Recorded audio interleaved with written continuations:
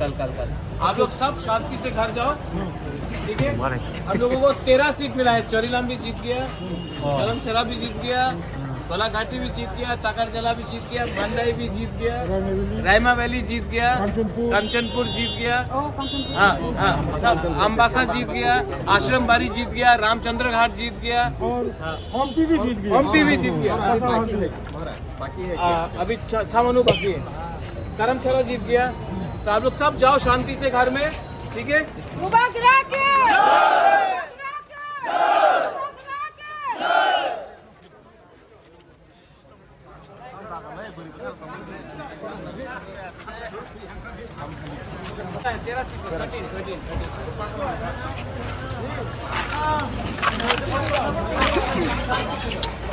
ठीक है।